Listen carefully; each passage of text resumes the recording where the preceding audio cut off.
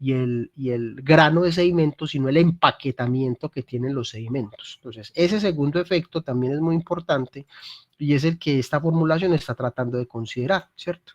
Porque son como dos componentes de la fricción, ¿cierto?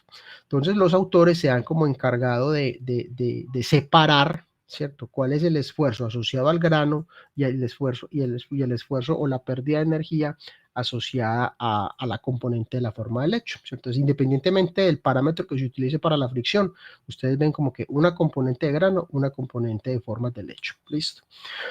En función del tipo de ecuación, entonces digamos que esto aquí está escrito como para factor de fricción, pero entonces ustedes ven aquí, entonces yo puedo calcular una velocidad cortante en función de este parámetro de fricción y la velocidad al cuadrado, ¿cierto? Que por ser esta la ecuación de Darcy-Weisbach, la que utiliza el factor de fricción, así se escribiría.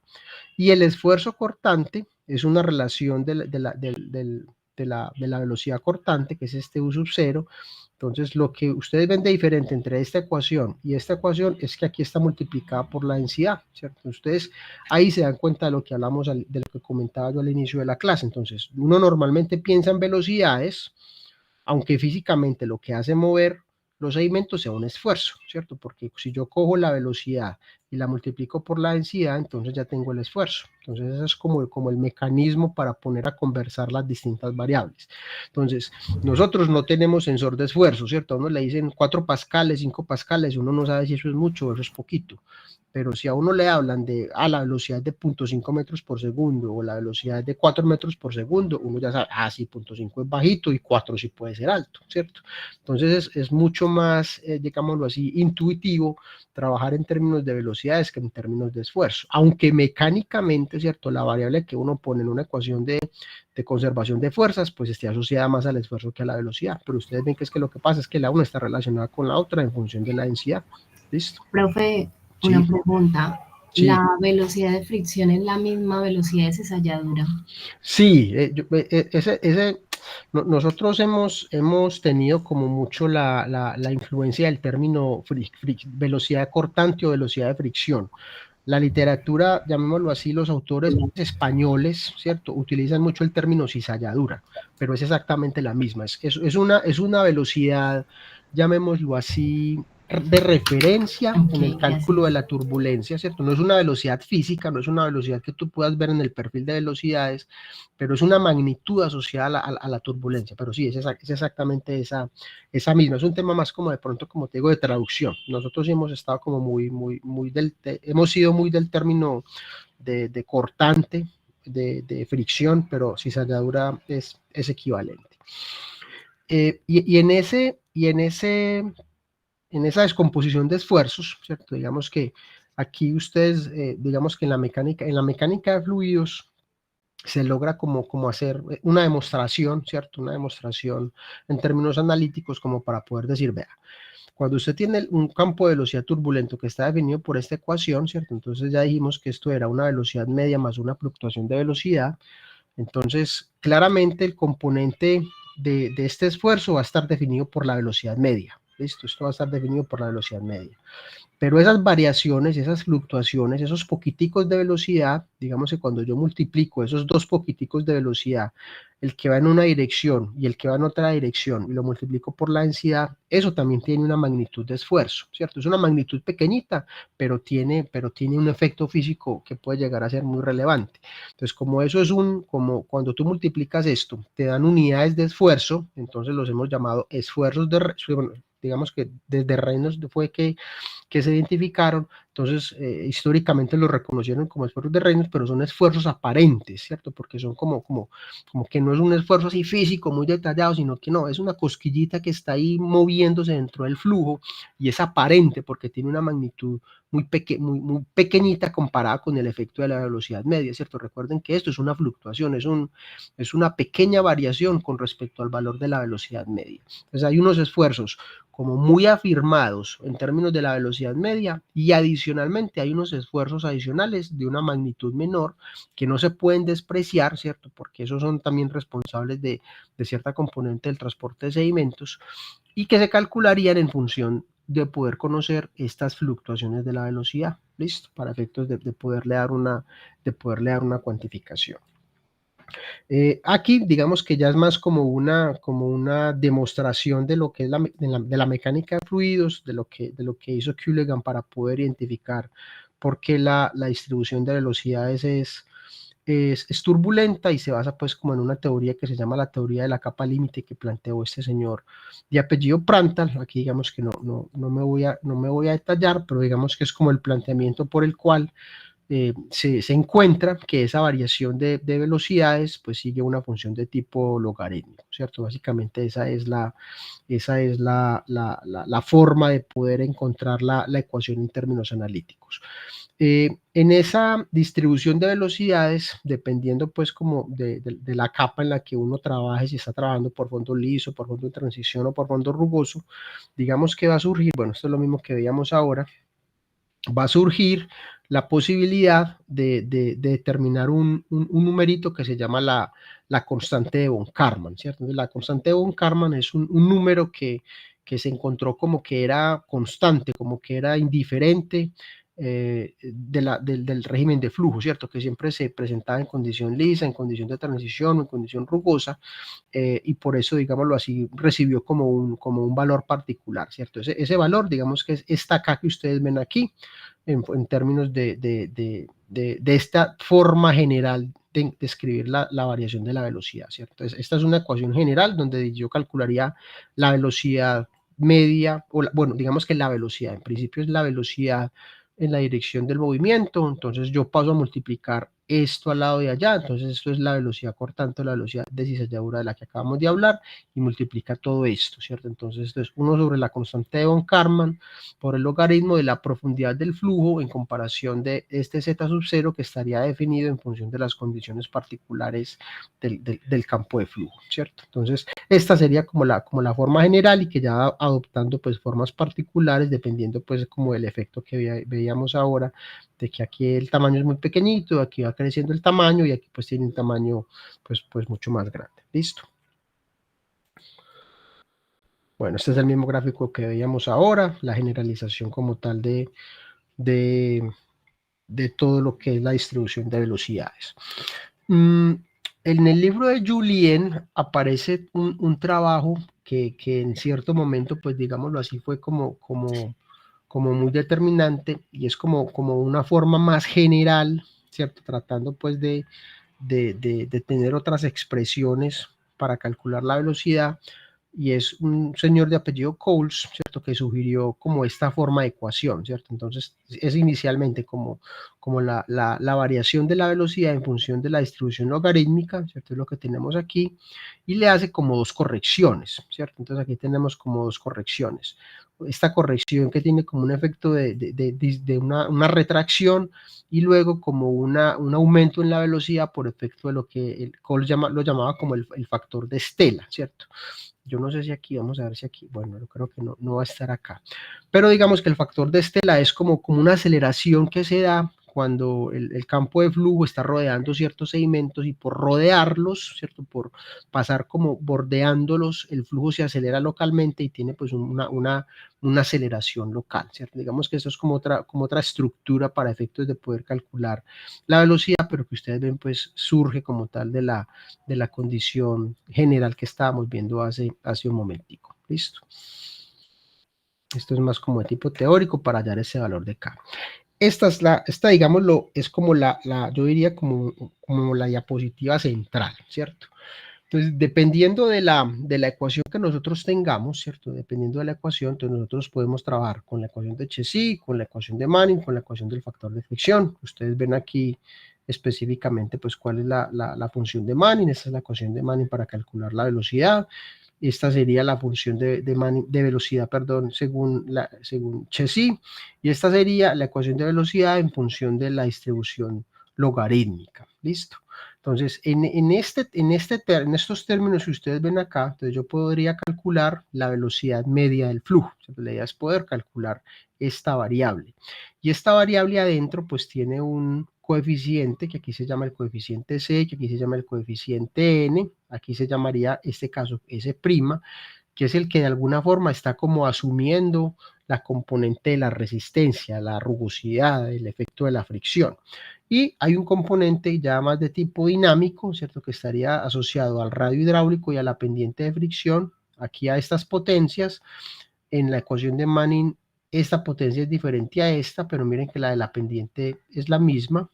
Y en esta, que surge pues por el tema de la distribución de velocidad logarítmico, tiene los mismos exponentes de la ecuación de Chezy, ¿cierto? Entonces yo aquí tengo como distintas ecuaciones que tratan con un lenguaje muy similar de poder permitirnos calcular cuál es la velocidad, ¿cierto? Digamos que en últimas, en función de esta variable, nosotros vamos a poder posteriormente pues como poder calcular el umbral de movimiento y el potencial o la capacidad de transporte partiendo como tal de la velocidad media que tenemos en el flujo. Y en esta variable K sub S, ¿cierto? Digamos que esta sería como la variable de rugosidad, ustedes ven que hay distintas ecuaciones, ¿cierto? Aquí digamos que no están los autores, pero así como en el N hay distintas fórmulas de calcularlo según el tamaño de la curva granulométrica, aquí hay un de 50, acá hay un de 75, acá hay un de 90, digamos que para el caso S pasa algo muy similar, ¿cierto? Entonces aquí hay ecuaciones para calcular este caso S en función del de 90, en función del de 84, en función del de 65, y obviamente pues este término es diferente. Y obviamente cada ecuación pues va a dar un valor distinto porque corresponde a una propuesta de un autor diferente, ¿cierto? No es el mismo autor el que propone todas las ecuaciones, sino que cada autor trata como de calibrar su modelo en función de sus resultados, entonces propone ecuaciones distintas para poder calcular los valores de la rugosidad. Entonces aquí vamos viendo como las utilidades de la caracterización del lecho, ¿cierto? Cuando hacemos la caracterización del lecho, generamos una curva granulométrica, podemos pintar la curva, identificar estos percentiles, y identificando estos percentiles pues ya puedo calcular un coeficiente de rugosidad, en este caso el de Manning, en este caso el caso S' para poder conocer como la rugosidad como tal del lecho, ¿cierto? Digamos que esa es una aplicación específica con la información que uno hace de la caracterización y que es de utilidad para efectos de poder calcular la velocidad, ¿listo? Esa es como la clave en términos de eso. Sobre todo en las corrientes de montaña, ¿cierto? Se utiliza mucho el término de relación de sumergencia, ¿cierto? Digamos que es una variable, o mejor dicho, este concepto es muy propio, muy apropiado, muy propio de lo que son los ríos en grava, ¿cierto? Cuando hablamos de comparar cómo es la profundidad del flujo comparado con el tamaño del sedimento, digamos que es una forma de saber qué tanta importancia tiene el sedimento en comparación con la lámina del agua, ¿cierto? Si nosotros pensamos en un río de arena, ¿cierto? Entonces esto podría ser 1 metro, ¿cierto? Eso podría ser 1 metro, pero el de 50 podría ser 0.001 metro, ¿cierto? Podría ser 1 milímetro. Entonces, esto coge un valor como muy grande, pero cuando esto tiene valores pequeños, ¿cierto? Lo que estamos queriendo decir es que, no, este tamaño puede ser comparado con este, ¿cierto? Esto puede ser, no sé, 0.5, puede ser 1, puede ser 1,2. Entonces, entre más pequeño es, nos está diciendo qué tan importante es este tamaño en comparación con este, ¿cierto? Y como lo veíamos ahora, eso tiene un efecto importante porque lo que nos está diciendo es que yo puedo tener unos elementos muy grandes en el lecho que le van a estorbar, digámoslo así, a la corriente del flujo, y que cuando la corriente se vaya a encontrar con ellos, pues va a perder velocidad ahí, ¿cierto? Vamos a tener mayor resistencia al flujo por efecto de estos sedimentos grandes que vamos a tener caracterizados en el lecho. Adicionalmente, digámoslo, en los formatos de campo se acostumbra como poner un tamaño que llamamos el tamaño competente, ¿cierto? El tamaño competente es como el tamaño más grande de sedimento que uno se puede encontrar en el lecho. Entonces, si uno hace como un cálculo de relación de sumergencia con el tamaño competente, lo que está evaluando es eso, ¿cierto? El tamaño más grande de sedimento, que tanto efecto puede tener dentro del campo de flujo como para estorbarle, para generarle pérdida de energía dentro de lo que es el movimiento del agua. Listo, es una variable que también se acostumbra a poner en campo. Bueno, muchos de los modelos de transporte de sedimentos fueron deducidos en laboratorio, ¿cierto? Ya posteriormente ustedes los verán, pero digamos que hay modelos que son hechos en campo, pero también hay modelos que son hechos en laboratorio. Cuando los canales son como muy estrechitos, ¿cierto? Porque es lo que se puede construir, ¿cierto? Canales de 30 centímetros, 15 centímetros de ancho, digamos que se genera como un efecto complementario, ¿cierto? Entonces, estos dos señores, Vanoni y Brooks, digamos que formularon como una separación de la fricción, ¿cierto? Una fricción por efecto de lo que pasa en las paredes, ¿cierto? Que es este FW, distinto a la fricción que hace el lecho sobre el fondo. ¿Listo? Básicamente es como un factor para poder separar el efecto que tiene la fricción en la pared distinto al FB, que es la fricción que hay en el fondo. ¿Listo? Para efectos de no considerar toda la fricción dentro del canal como tal. ¿Listo? Digamos que esto es importante más como para el tema de los modelos de transporte. En esa simplificación de la que nosotros hablamos ahora, por aquí hay un esquemita que es este, ¿cierto? Entonces, digamos que cuando pensamos en condiciones de transporte de sedimentos, ¿cierto? Entonces, ustedes van a pensar siempre que tienen un lecho, ¿cierto? Y ese lecho está compuesto por unos tamaños que tienen una distribución granulométrica, que la idea es poderlo caracterizar de la mejor forma, ¿cierto? Entonces, mecánicamente, ¿cierto? Mecánicamente, yo tengo una columna de agua definida pues como por este nivel de superficie libre, aquí el flujo estaría definido en esta dirección. Esta representación que ustedes ven aquí es como la representación de la variación del esfuerzo cortante, ¿cierto? Yo tengo el esfuerzo cortante aplicado, ¿cierto? La mayor magnitud de esfuerzo cortante nosotros la tenemos aplicada en el lecho.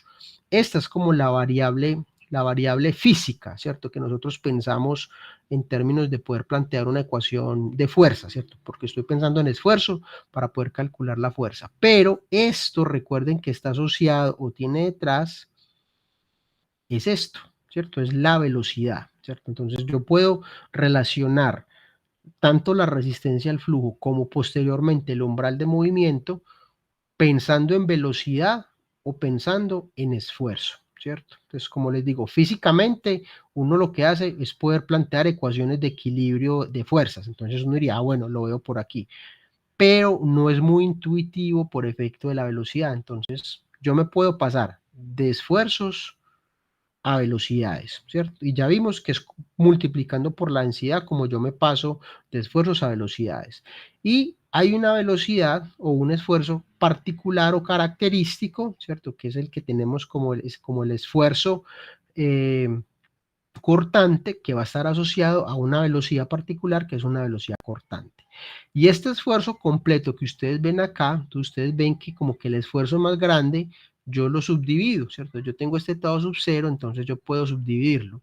Una parte asociado al efecto de fricción sobre la partícula y otro componente asociado al agrupamiento de los sedimentos como tal y que esta variable, pues digamos que aquí se representa menor, ¿cierto? Porque eso va a depender de que aquí tengamos o no empaquetamiento de sedimentos, ¿listo? Básicamente esa es la forma como de separarlo, ¿cierto? Como de separar los dos efectos. Eso es un planteamiento, pues, como tal dentro de lo que es el análisis mecánico, ¿listo? En el libro de Julien ustedes van a encontrar como el desarrollo de este ejemplo, pues que está aquí directamente en la presentación, que es como el que ustedes tienen de guía para que trabajen con los datos que yo les voy a suministrar. Entonces, digamos que de qué información se parte. Entonces, digamos que tenemos una distribución de velocidades, ¿listo? ¿De dónde obtenemos esta distribución de velocidades? Pues alguien fue con un equipo, se metió al canal, midió las profundidades del flujo, ahí puso el medidor, por ejemplo, el de correntómetro que vimos ahora, y le dieron estas velocidades, 0.55 a 0.5, 0.85 a 1.5, 1.5 por acá como a 2.5 y 1.1 por acá como a 3.8. Listo, entonces yo tengo el conocimiento de unos valores de velocidad en unas profundidades y con eso soy capaz de pintar este perfil de velocidades. Listo. Es muy normal, sobre todo en condiciones de ríos amplios, suponer que el radio hidráulico es igual a la profundidad del flujo. ¿Listo? Entonces yo tengo como una relación de profundidad muy similar a lo que realmente es la profundidad que sería la H. Entonces voy a asumir que el radio hidráulico es igual a la profundidad del flujo, que como les digo, es una suposición muy normal en canales amplios, ¿cierto? En canales amplios. Y en función de esa información, entonces ya podemos empezar como a calcular la información detallada, ¿cierto? Para poder conocer las variables del régimen de flujo. ¿Listo? Por condiciones del problema, ¿cierto? Entonces el problema plantea, bueno, aquí vamos a trabajar el problema en esta condición de rugosidad, ¿cierto? Entonces aquí se definió que, pues que el flujo iba a ser, ¿qué? Rugoso. Entonces la caracterización del hecho, dijo, los materiales que tenemos presentes en el hecho donde se hicieron estas mediciones nos dan para que esto sea rugoso, entonces vamos a trabajar con esta función. ¿Listo? Que sale de los esquemitas que vimos antes para la separación entre el flujo superficie hidráulicamente lisa, rugosa y transición. Entonces yo ya seleccioné la función con la cual voy a trabajar. Y en función de conocer la función con la cual voy a trabajar, entonces empezamos a conocer las variables que están dentro de esa función, ¿cierto? Entonces específicamente la velocidad cortante, específicamente el esfuerzo. Bueno, si tenemos la velocidad cortante, entonces ya podríamos calcular el esfuerzo cortante, ya podríamos calcular la subcapa laminar viscosa. Entonces, en este caso particular, entonces ustedes ven que para calcular la velocidad cortante, lo que se hace es como hacer uso de la información del perfil de velocidades, ¿cierto? Entonces, básicamente van y se miran dos puntos. Entonces, van y se mira el punto de velocidad .85 con la velocidad de .55. Entonces, ustedes se van al perfil, entonces están evaluando en esta zona, ¿cierto? Entonces, la velocidad de .85 ocurre a la altura de 1,5 y la velocidad de .55 ocurre a 0,5. Entonces, esos son los valores que tenemos acá.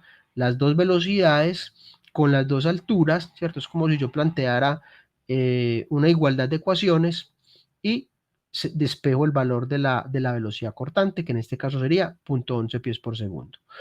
Para poder calcular el esfuerzo cortante, entonces la formulación es esta, entonces multiplico la densidad por esa velocidad cortante al cuadrado, y esto me va a dar en pascales, ¿cierto? Bueno, eso está en libras sobre pie cuadrado. Entonces, digamos que con estas unidades que ustedes ven aquí, esto está en libras sobre pie cuadrado.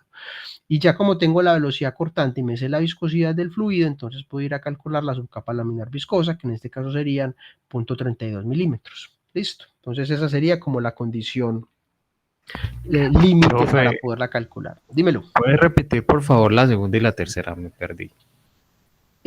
Digamos que para poder calcular el esfuerzo, ¿cierto? Digamos que la fórmula para pasarme de esfuerzo a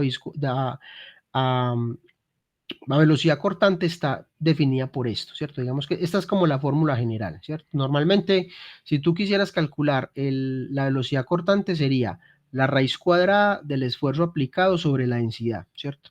Entonces, bajo esta ecuación, ¿cierto? Bajo esta ecuación, como tienes mediciones en muchos puntos, entonces lo que se hace es plantear como dos ecuaciones con dos incógnitas, ¿cierto? Entonces tú dices, cuando la velocidad es 0,85, ¿cierto? Cuando esta velocidad es 0,85, esta z vale 1,5, ¿listo? Cuando la velocidad vale 0,55, esta z vale 0,5, es este valor que tú tienes acá, ¿listo? Y tú tienes dos incógnitas, la velocidad asterisco y k sub s, ¿cierto? Entonces tú tienes ahí dos ecuaciones, dos incógnitas. Para poder calcular la velocidad, ¿cierto? Entonces uno, ¿qué hace? Iguala en caso ese asterisco, ¿cierto? Es como coger la ecuación 1, que sería la de 0,85, la igualo con la ecuación 2, que sería la de 0,55, entonces me queda una ecuación para despejar este valor, ¿listo? Entonces yo calcularía la velocidad cortante. Teniendo la velocidad cortante, la reemplazamos acá, entonces sería la densidad, lo que pasa es que estas unidades están como raras porque son unidades del sistema británico gravitacional, para nosotros sería 1000 kilogramos metros cúbicos, pero aquí ellos están multiplicando por una velocidad que es 0,11, que está al cuadrado, pero está en pies cuadrados sobre segundos, ¿cierto? Entonces ustedes aquí podrían coger esta velocidad en 0,11 pies por segundo, la pasan a metros por segundo y multiplican aquí, no por este 1,92 que son unidades raras, sino por 1000 kilogramos metros cúbicos, que son las unidades que trabajamos normalmente en el sistema internacional. ¿Listo? Entonces eso nos daría ya un esfuerzo en pascales, ¿cierto? Trabajando, como les digo, en unidades más adecuadas. Y teniendo ya la magnitud de la velocidad cortante, entonces me voy a la ecuación de la subcapa laminar viscosa. Entonces esta es la ecuación, esta es la viscosidad del agua y esta velocidad cortante, pues este es este valor que ustedes tenían aquí. Entonces, este valor da 0.001 pies, que corresponde a 0.32. Entonces, esta condición de 0.32 es la que valida que es un espesor de condición rugosa, ¿cierto? Ya es como una forma como de hacer la validación. Entonces, lo que vemos es que si yo tengo la información de la distribución de velocidad, puedo como empezar a conocer las variables que tengo hacia adentro. La velocidad cortante, el esfuerzo cortante, la subcapa laminar viscosa, puedo calcular la información del factor de fricción, puedo conocer el caudal, ¿cierto? Ya digamos que puedo tener como mayor detalle de las distintas variables del flujo, ¿cierto? Entonces, si nosotros quisiéramos conocer la velocidad media, ¿cierto? Que es este valor que ustedes ven aquí. Si yo tengo esta velocidad, ¿cómo podría hallar esta velocidad media? ¿Qué se les ocurre? ¿Cómo la podríamos calcular? Hay muchas formas, hay muchas formas. ¿Cuál podría ser una de esas muchas formas?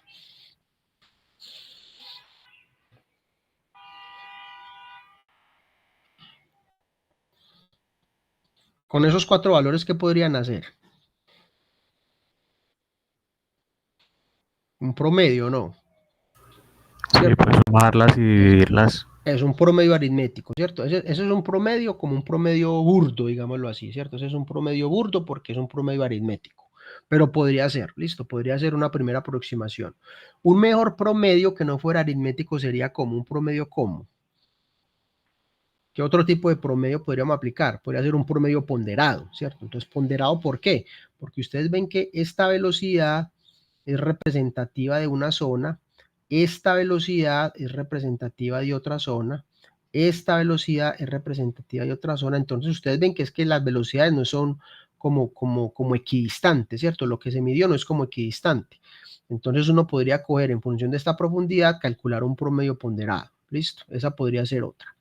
Y la otra forma es coger esta función, integrarla, ¿cierto? Integrarla entre 0 y 3,8 más o menos, ¿cierto? Y al calcular esa velocidad, yo podría calcular, ¿cierto? Este valor que ustedes están identificando acá.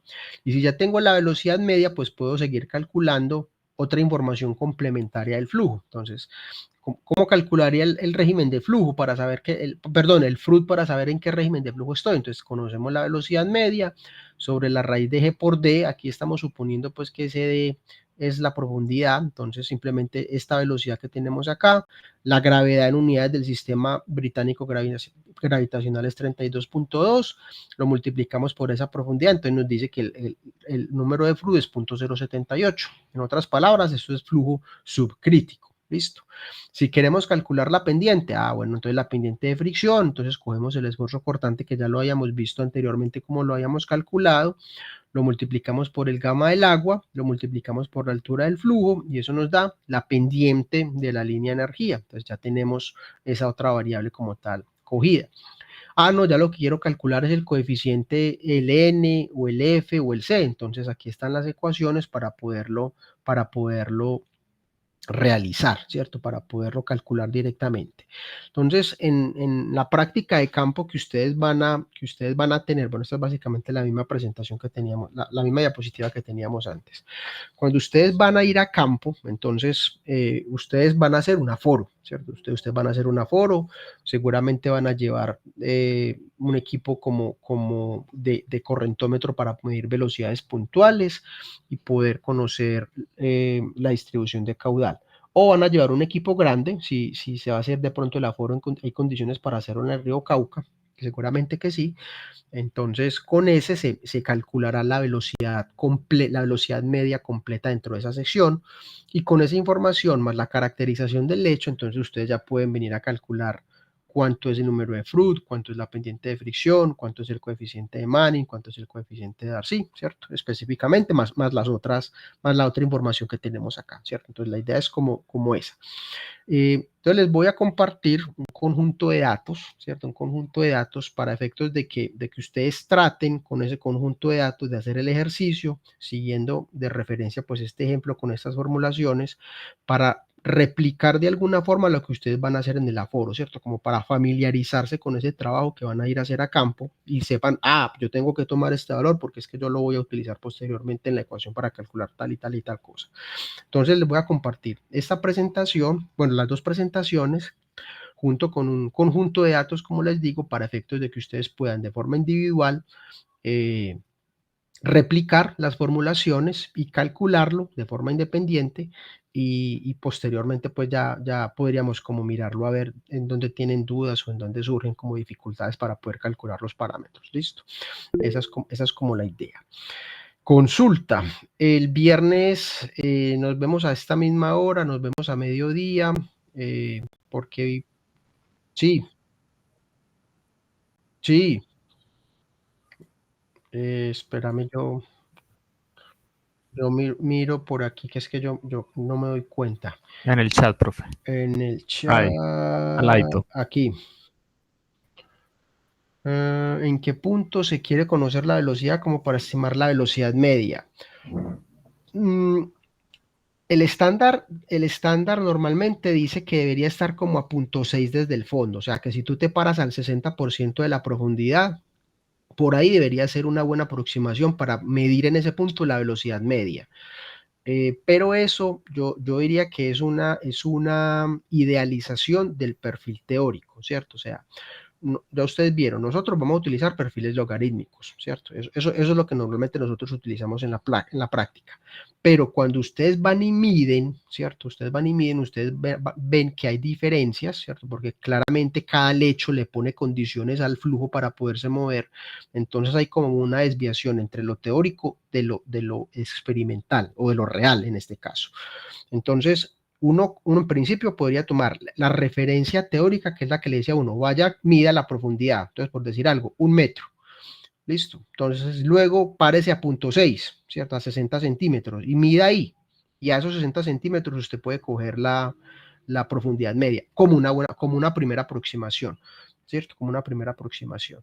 Pero sería mejor, ¿cierto? Sería mejor coger muchos puntos, ¿cierto? Medir en varias partes para poder calcular luego la velocidad media y luego venir a mirar aquí en el perfil en dónde está, ¿cierto? Digamos que aquí como que le pegaron pues a la que era, ¿cierto? Digamos que este ejemplo no me sirve para lo que les quiero decir, pero si esto me dio 0.85, pues digamos que aquí me dieron la velocidad media acá, ¿cierto? Ustedes lo ven acá. Entonces el 60% de acá para acá da el punto 85, ¿cierto? Pero si uno calcula la velocidad media, pues digamos que uno podría conocer como entre qué valor interpolo, ¿cierto? Como si interpolo entre 0.85 y 1 o interpolo entre 0.55 y 0.85. Ya dependerá, pues, como les digo, del valor que aquí dio, que aquí coincidencialmente pues dio 0.85, ¿cierto? Entonces, aquí sería, si esto me dio de aquí para allá 3,85, entonces yo multiplicaría bueno, si lo voy a medir desde el fondo, entonces sería 0.4 por 0.385, esa medida digamos que estaría por acá, y aquí se pondría el medidor, y ahí pues como les digo, coincidencialmente aquí pues dio 0.85 la velocidad media como si fuera una velocidad medida, ¿cierto? Entonces esa sería como la recomendación, tomar 0.6 desde la superficie o 0.4 desde el fondo para poder conocer la velocidad media. Pero como una primera aproximación, ¿cierto? Sí, dime. Sí. Y para estimar la ponderada, no, es que la ponderada, digamos que ya uno tiene libertad para medir, ¿cierto? Ya uno tiene la posibilidad de hacer las ponderaciones como uno quiera, ¿cierto? Porque digamos que la ponderación va en función de en dónde puede medir. Entonces, aquí midieron a 0.5, pero miren que la siguiente medida es 1,5, la siguiente es 2,5 y la que sigue fue seguramente como a 3,5, ¿cierto? Entonces, si uno fuera a hacer la ponderación, entonces yo digo, este 0.55 es representativo ¿de qué? De lo que va de 0 a 1, ¿listo? Entonces yo multiplicaría 1 por 0.55. A eso le sumamos a la siguiente ponderación. Entonces la siguiente ponderación es esta. De aquí a aquí, ¿cuánto hay? Otra vez 1. Entonces más 1 por 0.85. Más el efecto de esta. De 2 a 3, ¿cuánto hay? Otra vez 1. Entonces 1 por 1 pies por segundo. Pero el último ya no sería 1, ¿cierto? Porque sería lo que hay de aquí para arriba, ¿cierto? Que no sería... digamos que si esto es 0.8, esto sería que 0.4. Entonces sería 1,1 multiplicado por 0.4 sería la ponderación. Entonces calcular La velocidad ponderada depende en dónde ponga los medidores, ¿cierto? Depende en dónde ponga los medidores. Si de pronto la pregunta de la compañera era que, a ver si yo cerré, a ver, yo creo que la cerré. Si la forma es dependiendo del número de mediciones, ahí sí ya depende, ¿cierto? Ahí sí ya depende.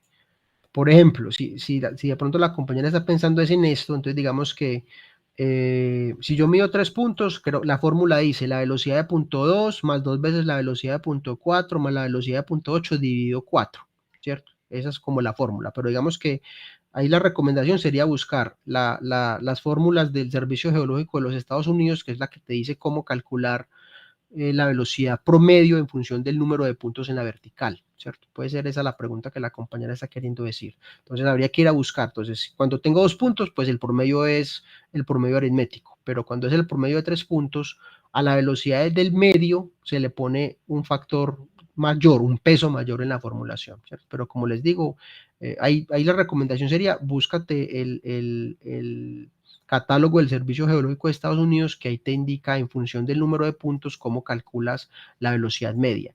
Es posible que este documento, que ya no se llama Guía de Hidrometría y LIDEAM, sino Protocolo de Modelación Hidrológico Hidráulico, tenga esas formulaciones. Es posible que ahí estén esas formulaciones para efectos de calcular la velocidad media en función del número de puntos de medición.